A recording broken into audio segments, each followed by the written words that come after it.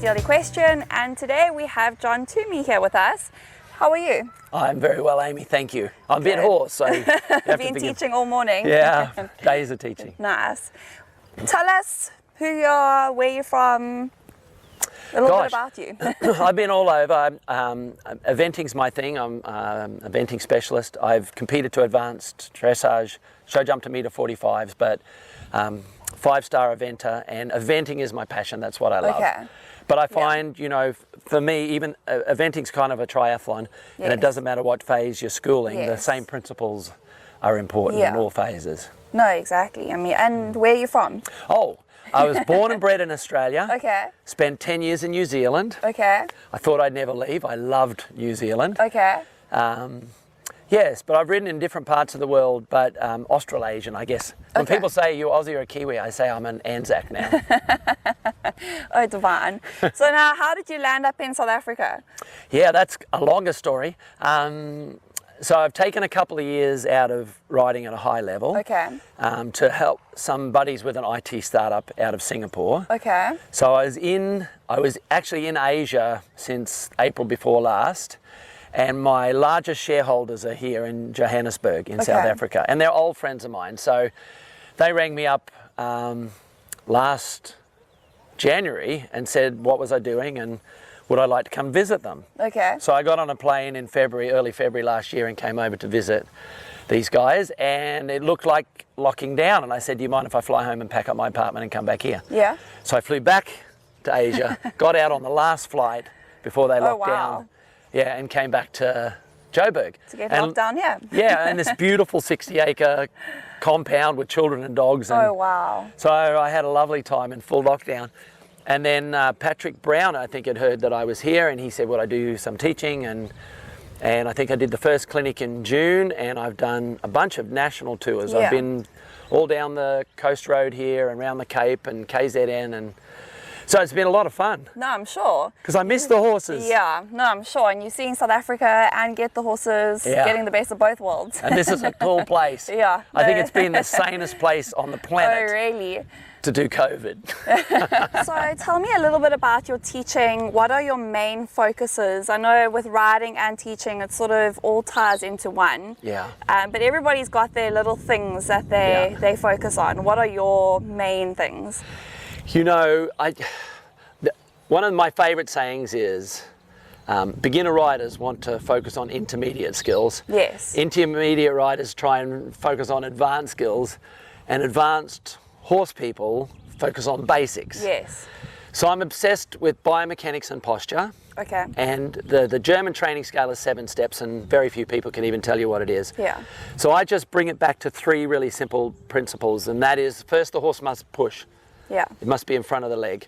Once the horse is in front of my leg, then the step that most people miss out on, especially in the jumping phase, is what I would call lateral balance. Yeah. It's your straightness, and it should then be your steering. Yeah. So that I can put the front legs in front of the back legs. Yes. I'm never pushing the haunches around. Yeah. I'm just moving the shoulders in front of the back legs. And once the horse is in front of my leg and straight, then I can work on engaging the hind legs, which is front to back balance. Yes. Where I take energy and I recycle it onto the hind legs. Yeah. And it wouldn't matter if you watch me warm up for any phase at a 5-star event, the first 15 minutes always look the same. Okay. Because I put the horse in front of my leg, I pick up the dominant shoulder, and then I start to do transitions between paces, working into transitions inside paces. Okay. And I find everything else improves. Yes. It doesn't matter whether I'm doing flying changes or jumping a meter 30 oxa. Yeah. Everything improves if I just tick those 3 boxes first. Yeah, and a lot of people actually forget those steps. They want to go, get on, go ride, go jump, warm up, cool, go in. Makes sense. With the jumping, it's even worse, because if they have a dressage lesson, they're, all right, I'm focused. Yeah. And most of my jumping clinics start with those 3 steps. Yeah. And then I go, jump the jump. And it's like you haven't said anything to them then. Everything goes out the back door. Yeah. It's like, where's my distance? And they're on a crooked horse behind the leg, you know. Yeah. So it's taking those 3 principles and then introducing fences. Yeah. And you know, the other thing that I realized very early is that it's as much a mental game as it is a physical game. And our sport is the only we're the only sport that has a vehicle that's alive. Yes. Yeah, they've No, got a it's very heart and a true. soul and their own set of emotions. Yeah. So we've got to... And their own opinions. Their own opinions. Yeah. Yes, and often these riders have allowed too much opinion from Yeah. their horse. Yeah. And the horses train them on what they'll tolerate. No, 100%. Yeah. 100%. And a lot of people just accept what their horses tell them to do. Yeah. Yeah. Yeah, and go... What is your biggest achievement, your all-time favorite memory of riding, coaching? That's interesting, because those are the pleasure moments that we Yes. like to remember, yeah? Yes. And probably it would be a year. It wasn't a particular event that I've ever won. Okay.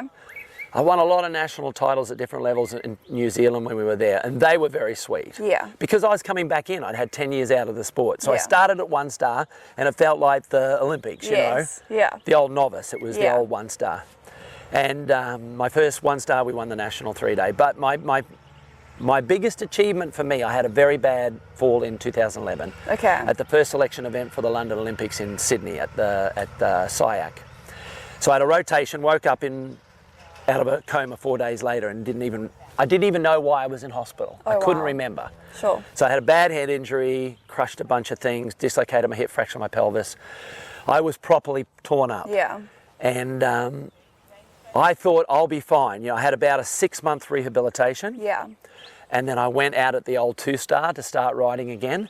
But my head wasn't Yeah. going that well. Like, I was doing things subconsciously that Okay. weren't pro-survival. Yeah. Yeah, I'd get into a situation and You panic in a way. it was all kinds of funky. So I had 3 stops at 3 major competitions on a horse that had never stopped in his life. Okay. Clearly that wasn't his fault. Yeah. So I was coming back, I was walking home from my 3rd 20 that I'd never had a 20 on the horse. And I just had a light bulb moment, you know. I was coming down to non-optimum distances and I'd just take my leg off. Yeah. And this horse has never stopped and he's never doubted. Yeah. And he's just gone, shit, you're not coming with me, I'm not going. Yeah. So and they were innocuous fences, but I was coming down to not great distances and Yeah. I'm just going, because I had a bit of a miss at this bounce into the water.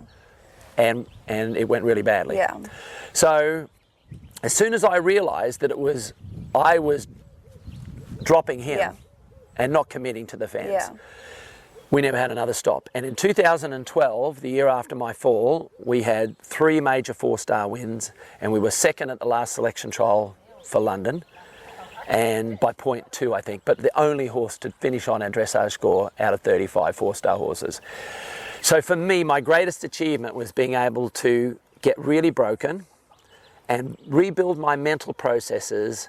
Yeah. That is a big thing. And actually, Yeah. I would say, Amy, that I became a better rider Yeah. for it. I was already a 5-star Yeah. rider, but I became a better rider because I had to Mentally, overcome yeah. the mental challenges Yeah. that were presented it was a near-death thing. They put my Yeah. parents on a plane, Oh, you know. really? Sure. Yeah, they just said, anyone who needs to be here Yeah. tonight.